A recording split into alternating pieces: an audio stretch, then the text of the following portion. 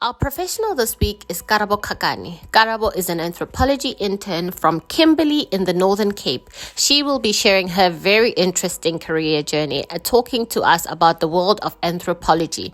Karabo shares the subjects she studies, the degree she studied, and how she plans on becoming an anthropologist. She also advises young people to choose careers they are passionate about and to work hard to achieve their dreams.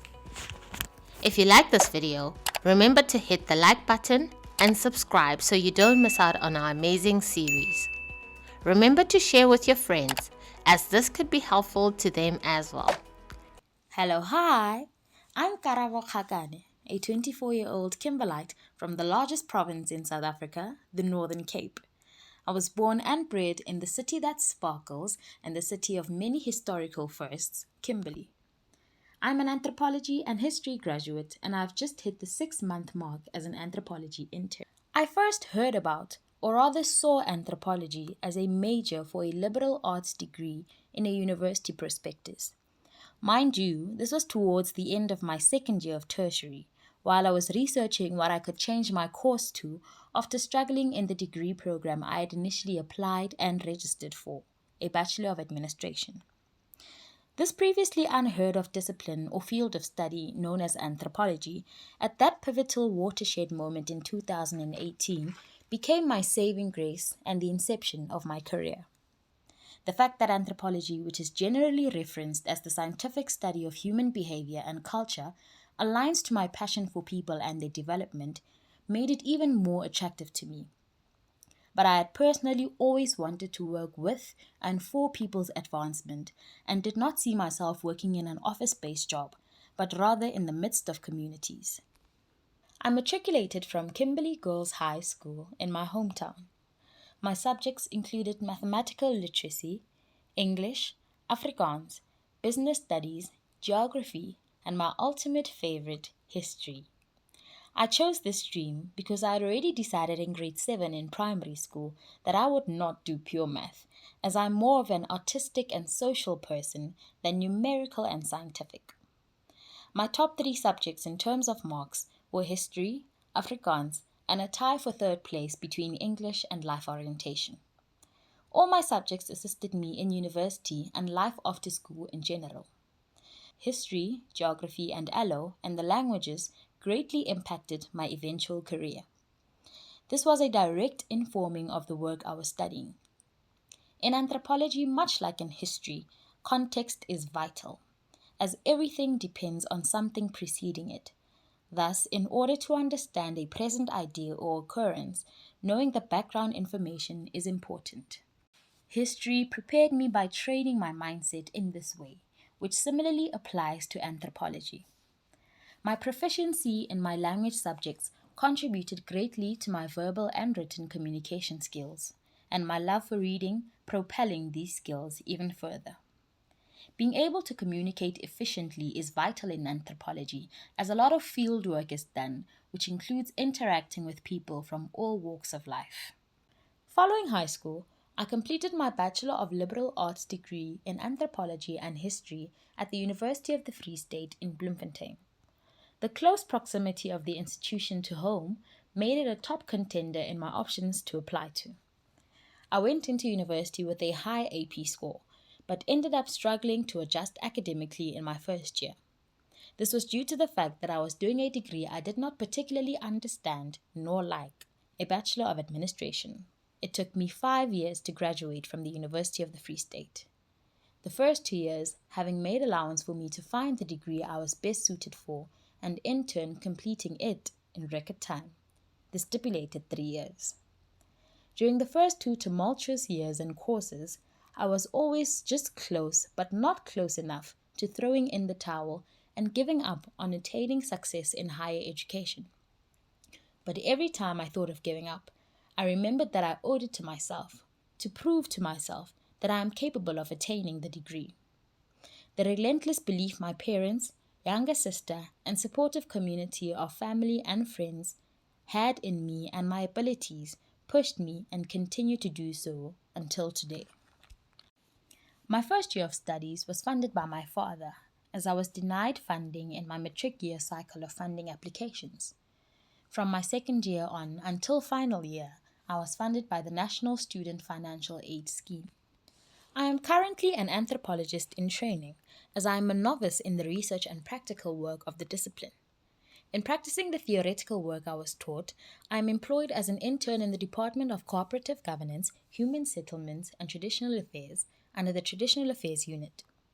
The work I do is directly based on matters relating to traditional communities which are led by royal senior traditional leaders, and the main aspect of our work in the unit is centered on assisting with and facilitating the development of these traditional areas through providing input on legislation that governs the communities and its leaders.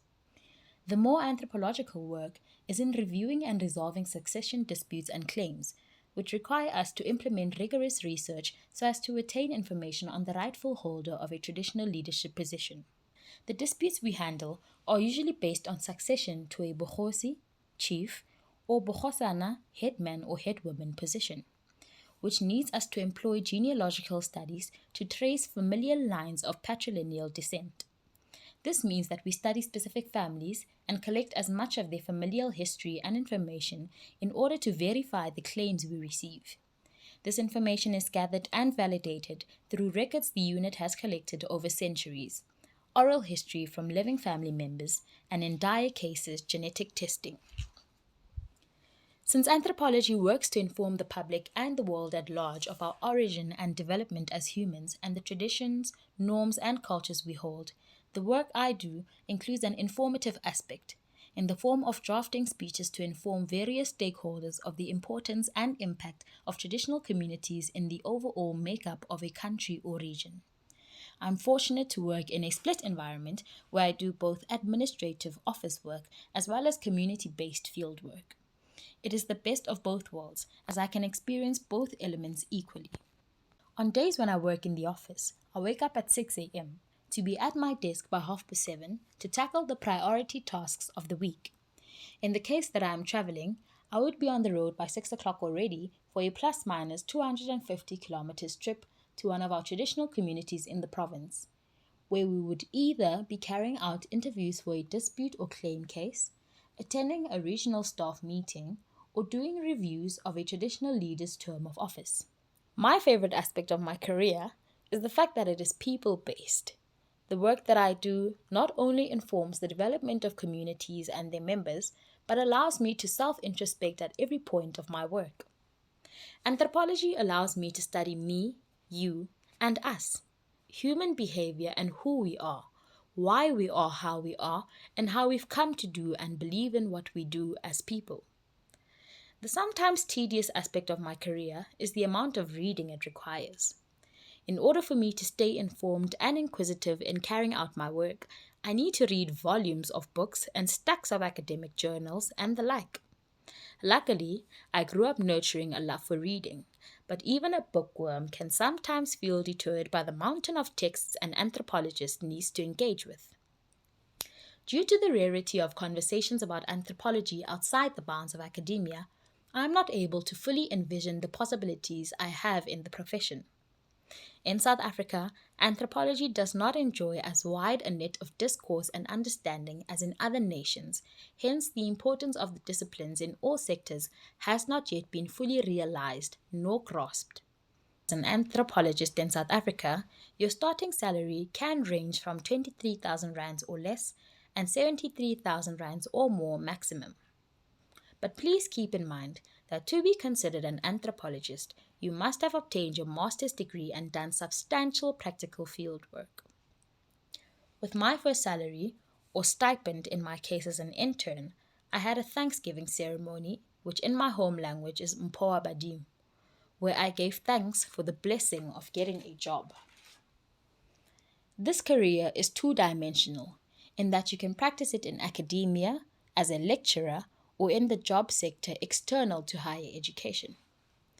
In academia, you can become an associate professor, whereas in the other sphere, you can reach the heights you create for yourself. As I previously mentioned, anthropology is a specialist discipline which can be used in any and every sector, such as archaeology, medicine, government, or even corporate.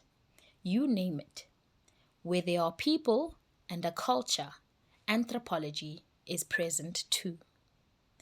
My dream is to be part of the transitionary change that anthropology will cause in South Africa and the world, for the advancement of each and every society, community, and person in our country, development that allows us to be self sustaining above all else. To the young person seemingly confused or undecided on which career path to take, I implore you to first think about your passion before any decision you make.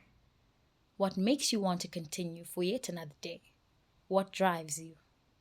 In considering this, your career will never anger or tire you out.